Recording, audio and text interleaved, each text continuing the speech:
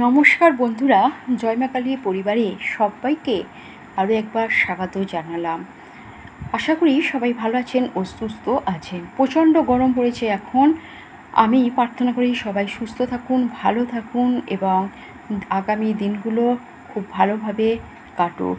বন্ধুরা, সামনে আসছে অম্বুবাচী, হিন্দু ধর্মের এক গুরুত্বপূর্ণ বাৎসরিক উৎসব অম্বুবাচী।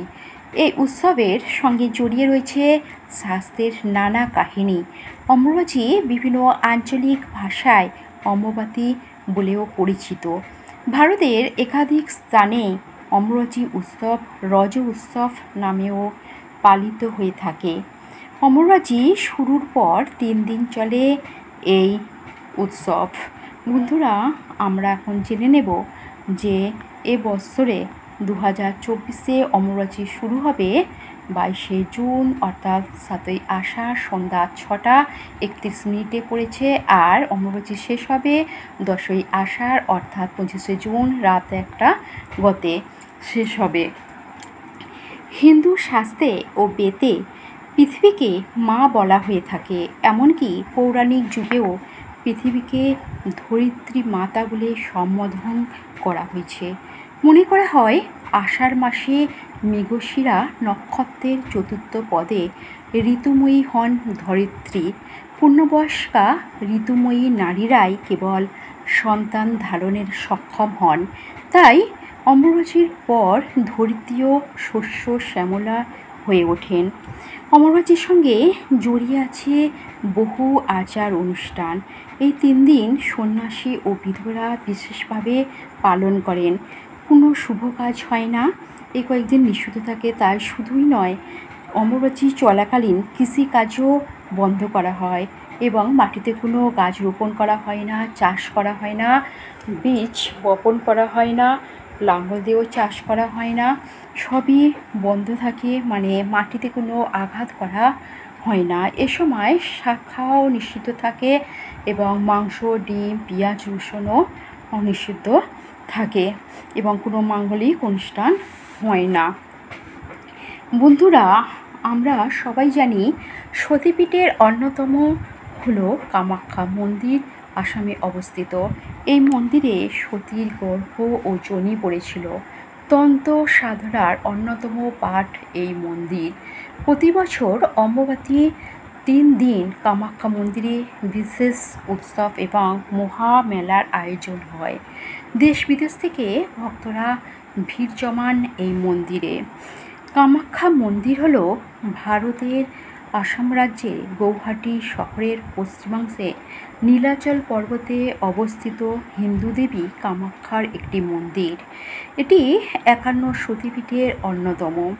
এ সময় কামাখ্যা মন্দিরের মূল ফটক বন্ধ থাকে 3 দিন ধরে এবং কথিত আছে এ সময় মন্দির থেকে লাল তরল নিঃসৃত হয়। এ সময় দেবীর মন্দিরের কাজ বন্ধ থাকে এবং সবাই মিলে মন্দিরকে ঘিরে কীর্তন করেন এবং 4র্থ দিন এই পর্যায় শেষ হলে মন্দির খুলে যায় এবং রক্ত বস্ত্র আশীর্বাদ হিসাবে মেলে। ভক্তদের বিশ্বাস এই কাপড় বহন করলে মনের সব আশা পূর্ণ হয়। 4র্থ দিন দেবীর পূজা ও স্নানের পরে খুলে দেওয়া হয় মন্দিরের দরজা এবং বিতরণ করা হয় প্রসাদ। ভক্তদের প্রসাদ হিসাবে এই তরলের ভেজা কাপড় দেওয়া হয়। এই কাপড় মেলে যাদের সুবাসনা পূর্ণ হয়। এই অমাবস্যার সময় আমাদের সব আর কালীঘাটের মন্দির, দক্ষিণেশ্বরের মন্দির, সব জায়গার মন্দির ও বন্ধ থাকে এবং বাড়ির গৃহে দেবী পূজা বন্ধ থাকে এবং লাল কাপড় দিয়ে ঢেকে দেওয়া হয় এবং আমাদেরও গৃহের মন্দির 3 দিনই বন্ধ থাকে এবং অমাবস্যা কেটে গেলেই পূজা অর্চনা শুরু হয়। প্রচলিত বিশ্বাস অনুযায়ী ঋতুকালে মেয়েরা অশুচি থাকেন। একইভাবে মনে করা হয় পৃথিবী ও সময়কালে অশুচি থাকে। সেই জন্য এই 3 দিন ব্রহ্মচারী সাধু, সন্ন্যাসী, যোগী পুরুষ এবং বিধবা মহিলারা অশুচি পৃথিবীর ওপর আগুনে রান্না করে কিছু খান না। বিভিন্ন ফলমূল খেয়ে এই 3 দিন তারা কাটান। এই সময় যেসব মৌসুমি ফল পাওয়া যায় সেসব ফলই খান, এবং অনেক সময় ওনারা লুচিও করে রেখে দেন। এবং এই অমাবস্যাতে আম এবং দুধ দিয়ে পুজো দেওয়ার রীতিও রয়েছে, এবং নিজেরা অনেকে গ্রহণ করেও থাকেন। এখন বিভিন্ন পরিবারের বয়স্ক বিধবা মহিলারা 3 দিন ধরে অমাবস্যা উপলক্ষে ব্রত পালন করেন, এবং 3 দিন পরে তারা গঙ্গায় স্নান করেন এবং জামা কাপড় সব কেচে শুদ্ধ হন, এবং এইভাবেই অমাবস্যা পালন করা হয়ে থাকে।